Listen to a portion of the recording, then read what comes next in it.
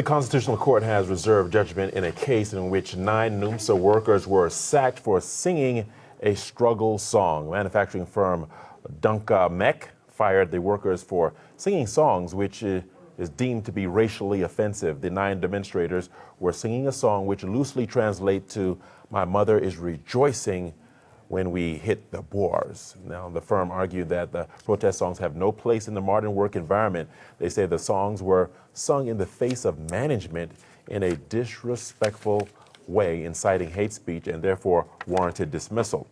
The Engineering Bargaining Council and the Labor Court ordered that the employees be reinstated, but the employer argues their relationship has broken down irreparably.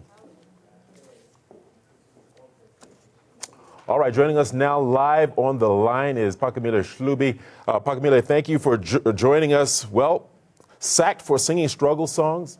Please unpack this for us. Yes, indeed. Thank you for having me, Richard. We were, as Numsa, at the Constitutional Court to defend a decision which had been handed down at the Labor Court. It's in relation to the fact that 9 of our members were dismissed in 2013 for singing a popular struggle song, "U Mamuya Jabula Mang Shaipu." Now, that particular song translated basically means that my mother rejoices when I hit the Boer or I hit the white man. In the context of the strike, which was going on at that time, our members sang this popular struggle song and were fired. And as you remarked there earlier in your introduction, Rickard, it's a bizarre case because anyone who does business in South Africa knows that workers often sing struggle songs in the course of their strike, and it was completely outrageous for Duncan Mack to fire our members, accuse them of misconduct purely for singing a popular struggle song. Well, I think, Pakamile, the question that needs to be asked right now is, what place do struggle songs still have now? And is the question of the company, how do they respond to individuals singing these songs? Well, I think it must. It's important, first of all, to say that struggle songs play a very important role, even within modern-day South Africa. The working class in this country has a long history of utilizing songs as a way of expressing suffering. We've done that in our battle against apartheid, and in post-apartheid South Africa, the battle is against white monopoly capital. And so, of course, it's only natural that the struggle songs would continue even today as an expression of the black and African working class's way of attacking the system. You know? And that's just a reality. Now, we reject the company's notion that they have no role to play, because they do. And secondly, one of the things that the company failed to do at the Labor Court and even at CCMA was prove intent to harm, which is the basis of a hate speech case. And they failed to prove that. Both the CCMA and the Labor Court found that our members did not behave in a way that was in any way threatening, and there was no hate speech committed. So they've really, in our view, got no grounds to make that allegation. All right, the company did say, I must remind you, Pakamile, that there was irreparable damage. And I know you've stated some information here, but can you get on the side of the company and perhaps make some sense of that statement, irreparable damage? Well, I mean, unfortunately for them, they were found to have been wrong even on that front, both at the CCMA and also at the Labor Court, because the arbitrators found that there was no irreparable damage in the relationship.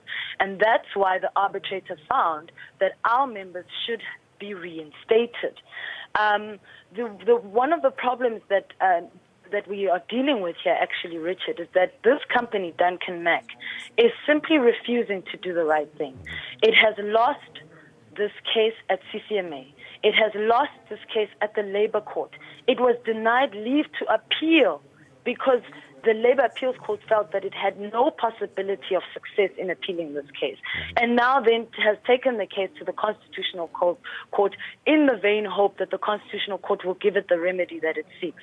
We are hoping as Numsa that the Constitutional Court will do the right thing and uphold the decisions of the Labor Court and the CCMA, because we do not believe that this company has made its case in terms of justifying why the justices at the Constitutional Court should overrule the decision that was made by the lower court.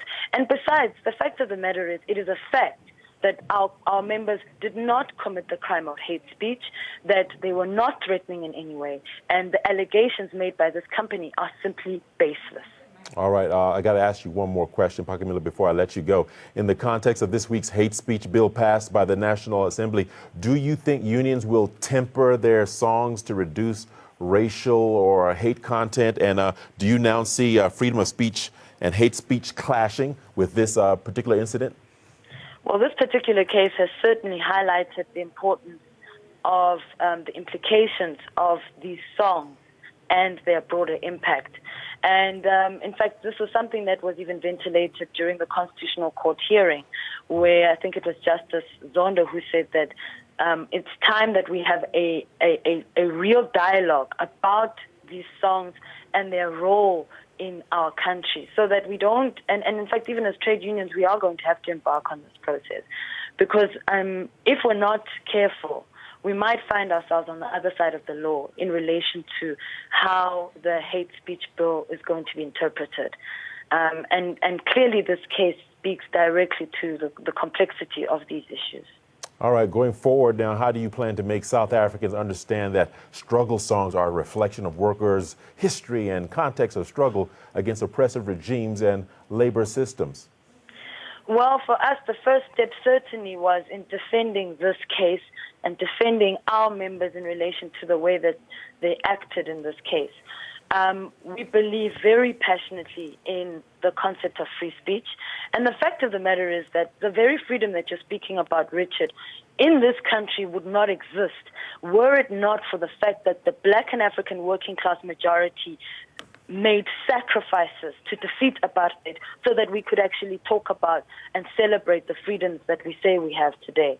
So it's really important that in that context, there is absolutely no way that we can undermine the importance of struggle songs even in our modern circumstances. All right, Pakamila Shlubi, thank you for your insights there. Hope to speak to you a little later.